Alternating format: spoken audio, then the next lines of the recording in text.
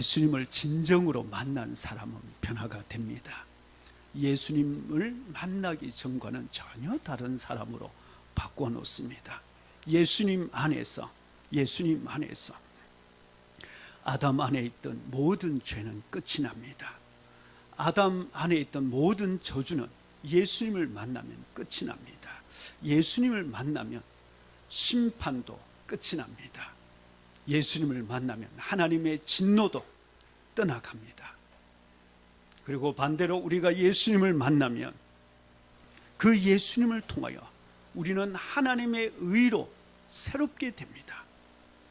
새로운 생활이 시작이 됩니다. 축복의 생활이 시작이 됩니다.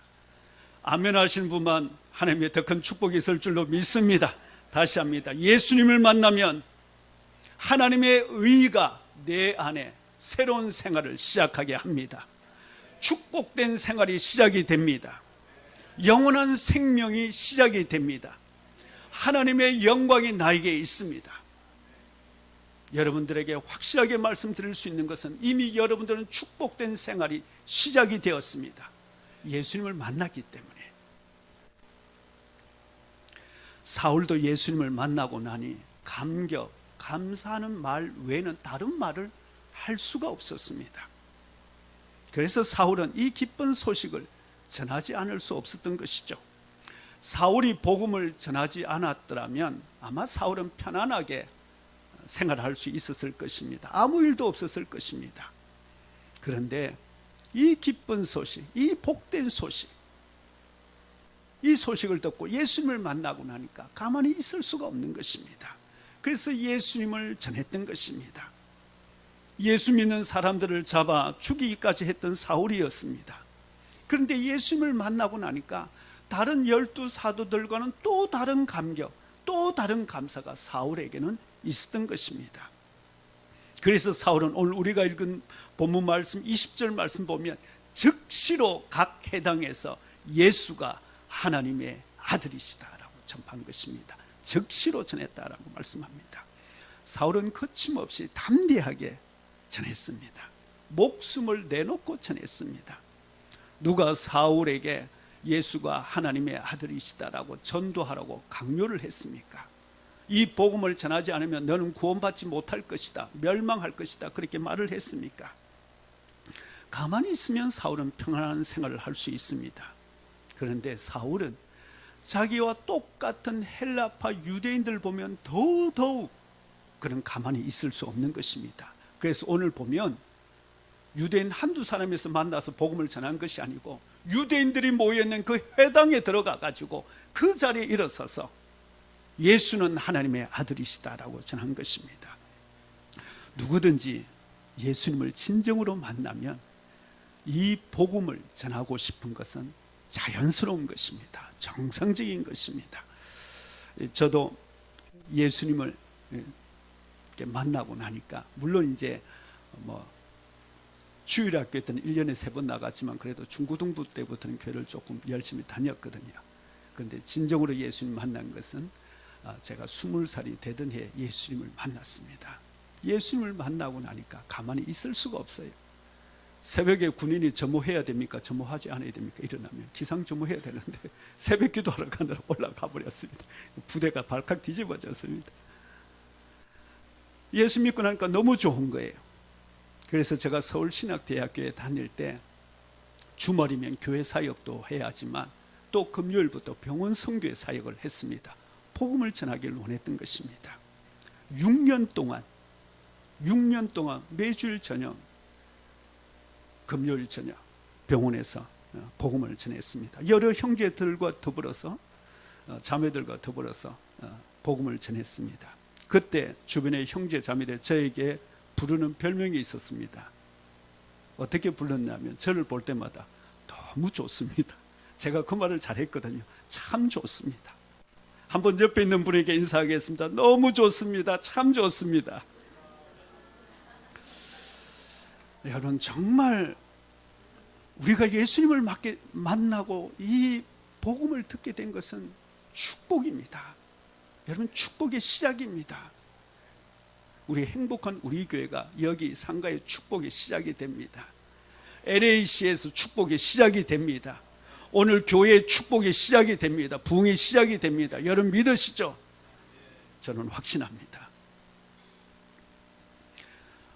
사울이 너무 받은 은혜가 커서 감격해서 자기가 똑같은 짓을 하고 있는 저 헬라파 유대인들에게 복음을 전했는데, 그런데 이들이 예수님을 못 만났잖아요. 복음을 알지 못하잖아요. 그러니까 똑같이 자기가 했던 그대로 사울을 죽이려고 달려들었던 것입니다. 그래서 오늘 여기 본문 말씀 보면 성문 앞에서 밤낮으로 지키고 있었다라고 그렇게 기록하고 있습니다. 이것을 알고 제자들이 사울을 강주리에 담아서 성 밖으로 내려서 피하도록 그렇게 했습니다. 저는 하나님께서 왜 사울을 택하셨을까? 이 말씀을 묵상하면서 준비하면서 생각해 보았습니다. 몇 가지 이유가 있겠습니다. 그러나 분명한 것은 하나님의 절대적인 주권적인 하나님의 은혜입니다. 이것 외에는 다른 것을 설명할 수가 없습니다. 그러나 또한 사울의 배경과도 무관하지는 않습니다. 왜냐하면 당시 헬라 로마 시대에 그 시대적인 사항을 누구보다도 잘 아는 사람이 바울이었습니다. 마치 이집트의 그 궁정에 있던 그 모세를 들어서 이스라엘 백성들을 이제 그 구원해냈던 것처럼 율법, 유대교의 정통한 이 사울을 통해서 율법으로부터 이 복음을 지키기를 원했던 것입니다.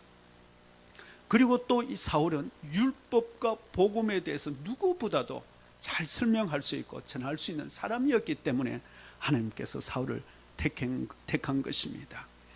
복음을 그 유대교의 율법으로부터 가장 잘 변화할 수 있는 사람, 변증가 사울이다, 그렇게 말할 수 있습니다. 분명한 것은 오늘 이 시대도 하나님은 그 시대에 맞는 사람을 하나님의 도구로 선택하셔서 오늘 또 이 복음을 전하게 하십니다. 그렇다고 해서 하나님의 능력이 사람의 능력에 의해서 제한받는 것 절대 아닙니다. 그렇지만 하나님의 무조건적인 은혜로 오늘 말씀 속에 사울은 핍박자 사울이었는데 예수님을 만나고 나니까 복음의 선포자 바울로 변화된 것이 오늘 말씀 속에 기록되어져 있습니다. 사울이 바울이 되는 이 놀라운 일은 초대교회에 있어서 놀라운 소식이었을 뿐만 아니라 세계교회 역사에 있어서도 세계 일반적인 역사에 있어서도 전환점이 되었던 그런 중요한 사건이 됩니다. 23절 말씀 함께 한번 보십니다. 여러 날이 지남에 유대인들이 사울을 죽이기를 공모하더라 말씀합니다. 여기 여러 날이 지남에라고 기록되어져 있는데 이 짧은 구절을 우리는 그냥 무심히 지나가기 쉽습니다. 그런데 22절과 23절 이 행간에는 여러 날이 우리가 생각하는 한글로 번역되어진 그 며칠이라는 뜻이 아니라 원어의 단어의 뜻도 그렇습니다만 많은 날들이 지나갔습니다. 3년이 지나갔습니다. 성경은 우리에게 가장 중요한 사건들을 효과적으로 전하는 데 목적이 있는 것입니다. 그래서 여기 여러 날이 지나매라는 이 구절은 그 3년 동안에 어떤 여러 가지 많은 일들이 있었다는 것을 우리에게 말씀하고 있는데 그것이 갈라디아서 1장 17절과 18절에 그 여러 날 동안 무슨 일이 있었는지 말씀하고 있습니다. 함께 한번 같이 읽을까요? 또 나보다 먼저 사도된 자들을 만나려고 예루살렘으로 가지 아니하고 아라비아로 갔다가 다시 다메섹으로 돌아갔노라. 그 후 3년 만에 내가 게바를 방문하려고 예루살렘에 올라갔다. 그렇게 말씀하고 있습니다. 이 말씀, 이 갈라디아서 이 말씀을 통해서 오늘 22절과 23절에 그 생략되어진 여러 가지 상황들, 정황들을 알 수가 있습니다.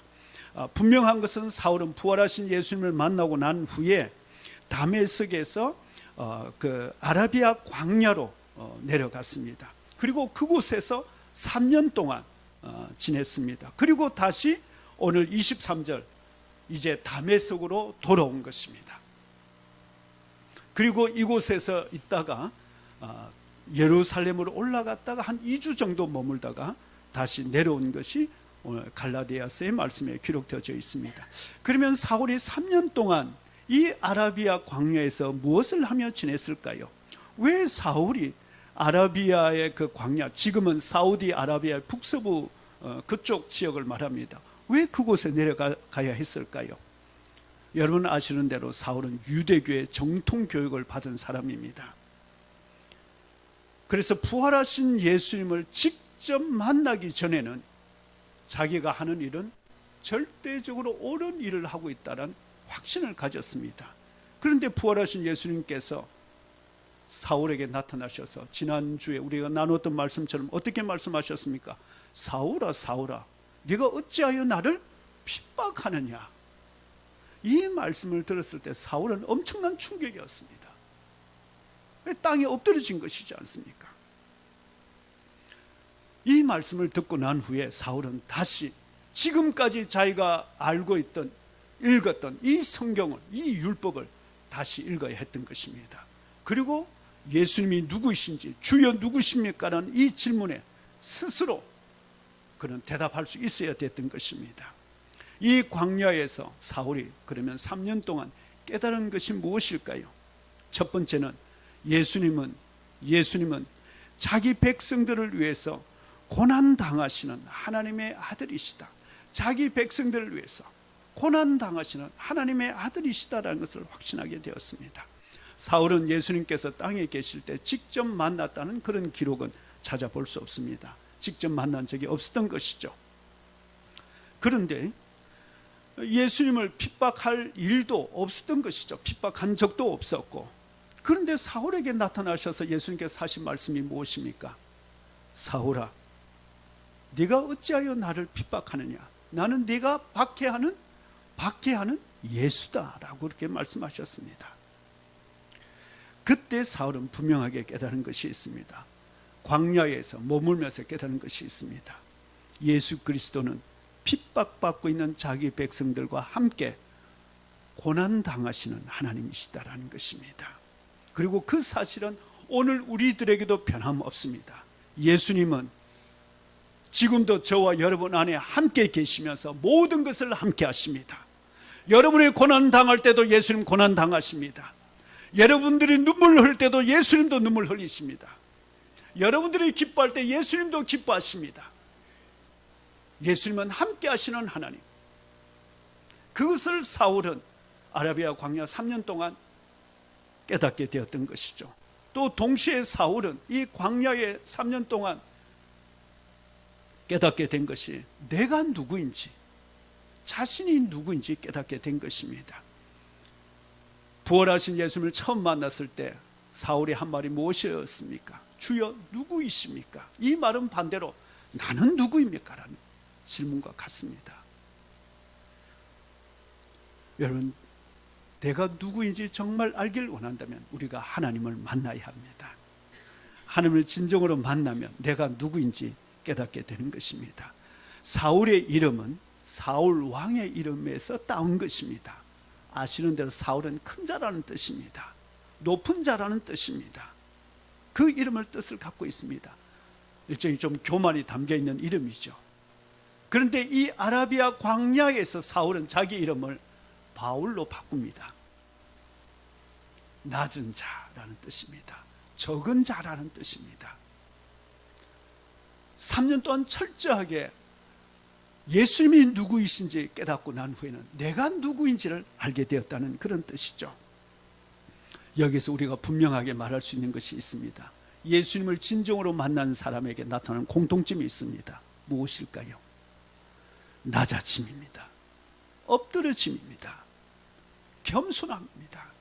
그래서 예수님을 만나면 사울처럼 강한 빛이든 천둥번개 소리든 엎드려지게 되어 있습니다.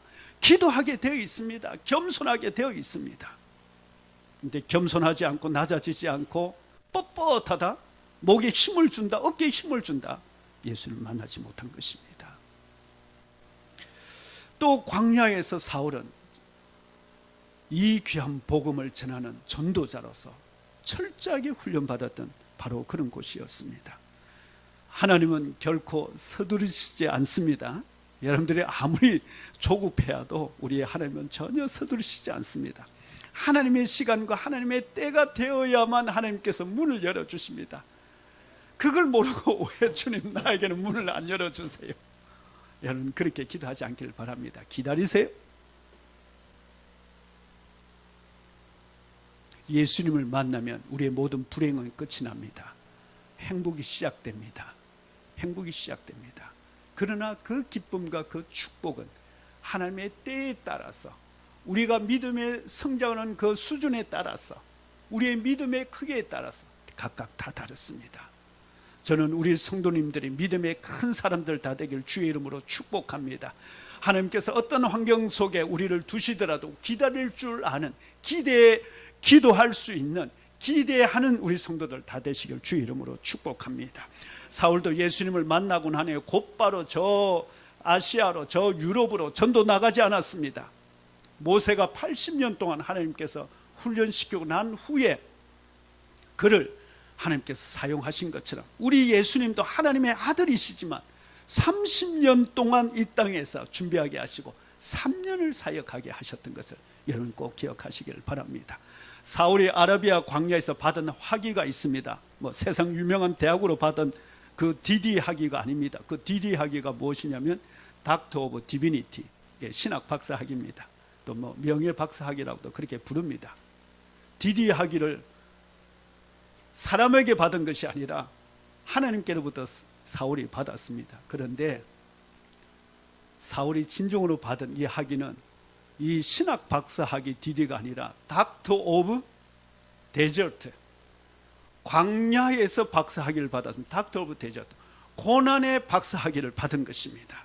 고난의 박사 학위를 받은 것입니다. 하나님께서 이 고난의 학교를 통과한 사람을 사용하시지 않은 적이 없습니다.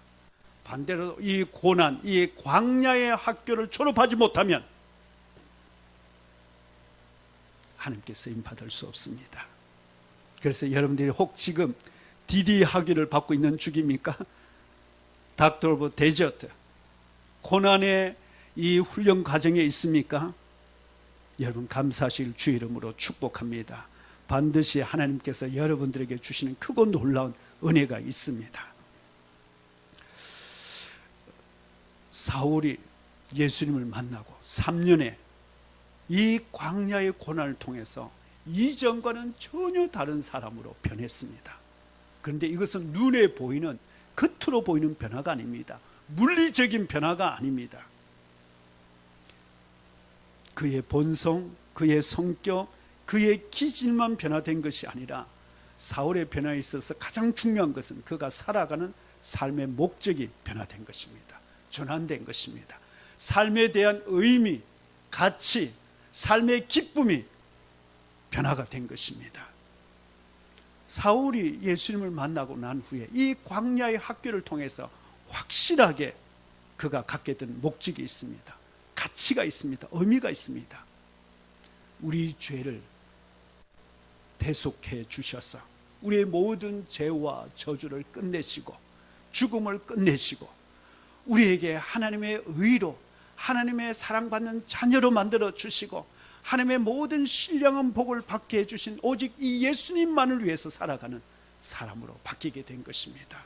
삶의 목적이 바뀐 것입니다. 이것을 사도행전 20장 24절에서는 이렇게 사울은 고백합니다. 같이 함께 한번 읽습니다.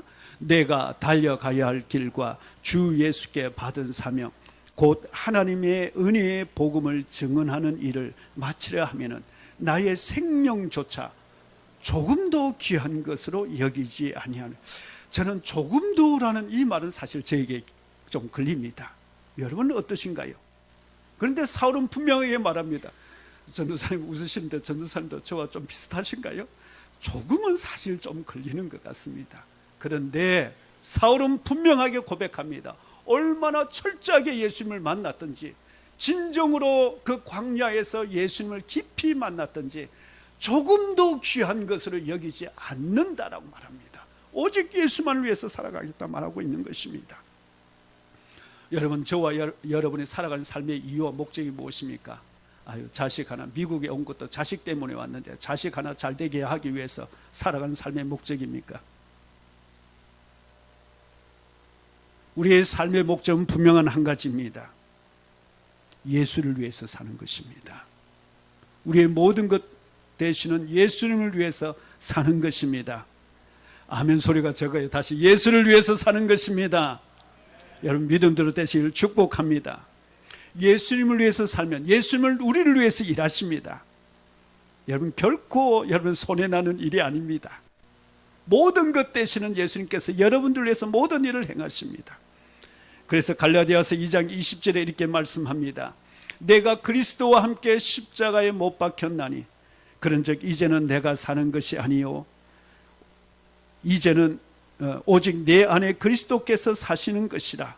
이제 내가 육체 가운데 사는 것은 같이 읽습니다. 시작.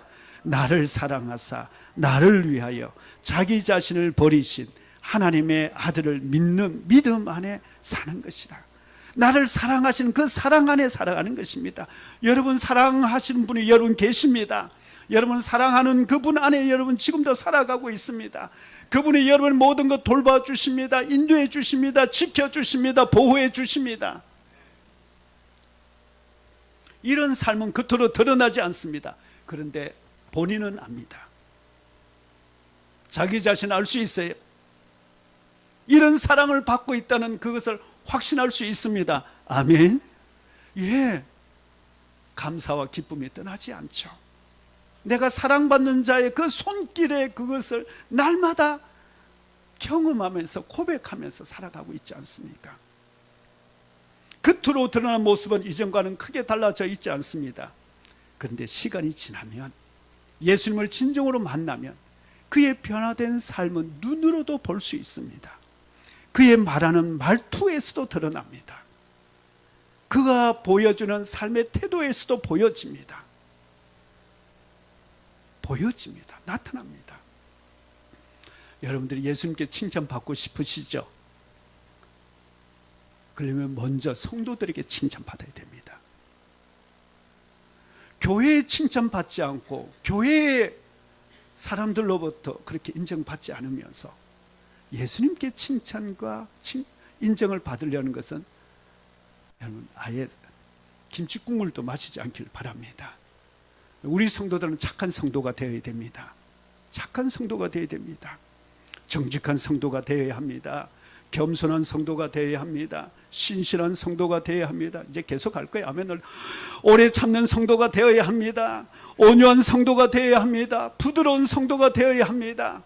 옆에 있는 분에게 인사하겠습니다. 이민생활을 하다 보니까 너무 거칠어져 가지고 그냥 말투도 거칠어져서 옆에 있는 성도에게 인사합니다. 부드러운 성도가 됩시다. 그렇지만 강한 성도가 되시길 바랍니다. 담대한 성도가 되시길 바랍니다. 여러분 이렇게 칭찬받는 성도가 되어야 합니다. 누구를 위해서입니까? 자기를 위해서입니까? 아닙니다. 예수님을 위해서입니다. 예수님을 위해서, 예수님 때문에, 그리고 그 예수님으로 우리가 살아가기 위해서, 내 안에 예수님으로 살아가기 위해서. 그래서 이 사람이 그 사람인가? 이 사람이 전에 내가 알던 바로 그 사람이냐? 여러분 그 말을 듣는다면 여러분 천국은 확실히 여러분에게 주어져 있습니다. 그런데 성도들에게, 주변 사람들에게, 가족들에게 혹 원망을 듣는다면, 불평의 소리를 듣는다면 여러분 더욱더 분별하셔야 됩니다. 그럴 때 하는 말이 있습니다. 죄송합니다. 제가 아직 공사 중이어서. 여러분 그래서 진정한 회개는 생각의 변화이고 관점의 변화이고 삶의 그 기준에 있어서 혁명과도 같은 것입니다. 지금까지는 전혀 다른 생각, 다른 말, 다른 행동을 요구합니다. 하나님의 은혜가 있지 않고서는 이런 생활은 불가능한 것입니다. 그래서 진정으로 회개한 사람은 이전과 똑같은 사람으로 볼 수가 없는 것입니다. 우리가 예수 만나면 새 사람이 된다라고 말한 이유가 바로 그런 것이죠. 예수님을 만나면 나는 죽고 예수님은 내 안에 부활하십니다. 예수님이 살아나셔서 예수님으로 살아가게 되는 것입니다. 24절 25절 말씀 함께 한번 같이 읽습니다. 그 계교가 사울에게 알려지니라. 그들이 그를 죽이려고 밤낮으로 성문까지 지키거늘 그의 제자들이 밤에 사울을 강줄에 담아 성벽에서 달아내리니라. 여러분, 예수님을 믿으면 고난이 시작됩니다. 고난이 있습니다. 유대인들이 사울을 죽이려고 했습니다. 다행하게 그 제자들의 도움을 받아서 가까스로 이제 그 다메섹에 있어서 벗어나게 되었습니다. 지금까지는 전혀 두려움도 전혀 고난도 어떻게 보면 없었던 사울이었는데 이제는 광주리에 매달려서 도망가야 하는 그런 인생이 된 것입니다. 이전에는 예수 믿는 사람들을 잡아다가 끌어가는 사람이었는데 이제는 예수 믿기 때문에 끌려가야 되는 그런 사람이 된 것입니다. 사울의 고난은 예루살렘에 오늘 그 26절에 올라갔을 때도 역시 마찬가지입니다. 예루살렘에 올라갔을 때 사울은 유대 교인들에게 가까이 할 수가 없습니다. 다가갈 수가 없습니다. 그렇다고 믿는 성도들도 사울은 가까이 할 수가 없었습니다. 다행하게 바나바의 도움으로 인해서 믿는 성도들과 함께 지낼 수 있게 되었습니다. 그렇지만 사울은 예루살렘에 올라갔어도 곧바로 즉시로 회당에 가서 또 복음을 전했습니다. 29절 30절 말씀 보시면 또 주 예수의 이름으로 담대히 말하고 헬라파 유대인들과 함께 말하며 변론하니 그 사람들이 죽이려고 힘쓰거늘 형제들이 알고 가이사랴로 데리고 내려가서 다소로 보내니라. 예루살렘에서도 사울은 가만히 있을 수가 없었습니다. 어떤 학자들은 그 회당은 스데반이 예수는 하나님의 아들이시다라고 전했던 바로 그 자리였다고 말합니다. 이제는 자기가 죽였던 그 스데반을 대신해서 사울이 예수는 하나님의 아들이시다, 예수는 메시아이시다, 예수는 다시 살아나셨다라고 외쳤던 것입니다. 그러니까 유대인들이 스데반보다 더 사울을 증오해서 보니까 죽이려고 힘썼다라고 그렇게 기록되어져 있는 것입니다. 여러분, 예수 믿으면 처음부터 복이 호박채 막 눈앞에 보이도록 굴러 들어오지 않습니다. 처음에는 고난이 먼저 다가오는 것 같습니다. 고난이 앞에 있는 것처럼 보입니다. 이건 누구에게나 마찬가지입니다. 고난은 그래서 자연스러운 것입니다. 여러분, 고난을 이상하게 여기지 않기를 바랍니다.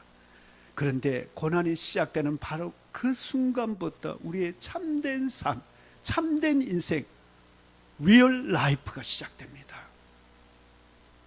고난이 시작되면서 하나님의 사랑을 우리는 깨닫게 됩니다. 고난이 있는 가운데서 우리를 도우시고 구원하는 하나님의 능력을 경험하게 됩니다. 어쩌면 그렇게 하나님께서 기가 막히게 나의 피를 나시고 기가 막힌 때에 나를 도와주시는지 여러분 다 간증하실 수 있죠. 고난이 없으면 이와 같은 것을 경험하지 못합니다. 그래서 하나님께서 우리에게 고난을 허락하시는 이유입니다. 그러나 분명한 것은 고난이 있든 평안하든 어떤 상황이든 내 안에 하나님의 사랑이 있기 때문에 그 사랑을 우리가 경험하기 때문에 감사가 넘쳐나는 거죠. 기쁨이 있는 것이죠. 소망이 있는 것이죠. 저는 여러분들에게 소망이 넘치길 주의 이름으로 축복합니다. 제가 미국에 첫날 온 그 다음날 새벽에 아침에 일어났을 때 하나님께서 저에게 주신 말씀입니다.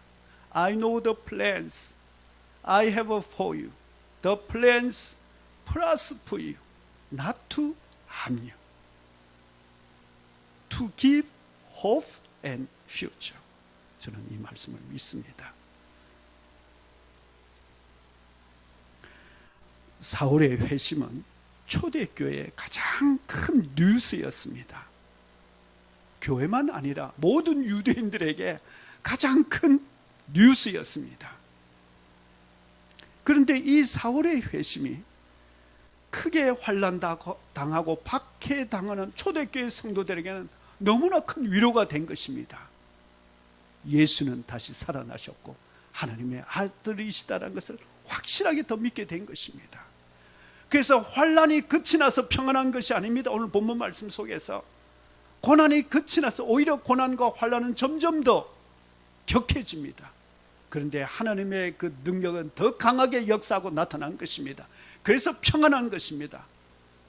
그 평안을 통해서 여기 보니까 믿는 사람들의 수가 더 많아졌다 말합니다. 여러분, 우리 교회 믿는 사람의 수가 많아져야 됩니다. 이대로 서로 얼굴 알고 이렇게 참 깊이 사귈 때가 아닙니다. 믿는 사람은 정말 더 많아져야 됩니다. 성장해야 합니다. 이건 교회를 위해서가 아니라 하나님 나라에서 이거는 자연스러운 일입니다. 여러분, 이를 위해서 기도하시길 바랍니다. 분명한 것은 누구나 부활하시고 살아계신 하나님의 아들 예수님을 만나면 진정으로 변화됩니다. 그래서 정말 이 사람이 내가 이전에 알던 그 사람인가? 라고 말을 할 수밖에 없습니다. 케이스 디아즈라는 사람이 여기 LA에 살고 있습니다. 이 사람입니다. 이 사람이 갱단의 두목이었습니다. 여기 LA시에 살면서 저 10분 풀이 밑에 쪽에서 그가 10대 때부터 갱단을 이끌면서 차를 부수는 것은 기본이고 지나가다가 편의점을 털고 그리고 깡패 조직들과 서로 패싸움을 하고 영역 싸움을 했습니다. 결국 그러다가 이 케이스 디아즈가 3건의 살인 혐의로 교도소에 감옥에 갇히게 되었습니다. 이 리더십이 뛰어났는지 감옥에 들어가서도 우두머리가 되었습니다. 감옥 안에서 폭동이 일어났는데 그때 이 케이스 디아즈가 자기가 어떻게 감옥 안에서도 참 재능 많은 사람이 있나 봅니다. 칼을 만들어서 다 나눠주었습니다. 결국 이 일 때문에 이 케이스가 독방에 수감되는 그런 감옥생활을 하게 되었습니다. 12년 동안. 그런데 어느 날 한 여자 성도님이 독방에 수감되어 있는 이 케이스를 찾아가 만났습니다. 여러분, 그 교도소 안에 있는 사람이 가장 무서운 것이 독방이랍니다. 그에게 찾아서 만나서 예수님을 전했습니다. 그리고 그를 위해서 기도해 주었습니다. 그런데 이 케이스가 어느 날 독방에 있는데 갑자기 지금까지 자기가 살아오면서 겪었던 모든 일들이 마치 눈앞에 필름처럼 이렇게 보이더랍니다. 그러는 중에 갑자기 예수님께서 십자가에 끌려가시면서 못 박히시는 그 모습이 눈앞에 보이더랍니다. 그러면서 예수님이 말씀하십니다. 이것은 다 너를 위한 일이다. 이 모습과 이 음성을 듣고 이 케이시가 그 독방에 바로 바닥에 엎드려서 눈물 흘리면서 하나님 앞에 회개하고 또 회개하고 또 회개했습니다. 그러면서 이 케이시가 하는 말이 있습니다. 나는 그렇게 내 믿음의 여정이 시작되었습니다. 그러다가 독방 그 수감이 끝이 나게 되었습니다. 일반 수용소로 다시 돌아왔는데 케이스는 예수님을 만나기 전과 전혀 다른 사람이 되어서 일반 수용소에 들어왔습니다. 이제는 반대로 케이씨가 예수를 믿는다는 이유 때문에 다른 감옥수들로부터 학대를 받기 시작했습니다. 그래도 케이씨는 전혀 그게 아랑곳하지 않고 감사했습니다.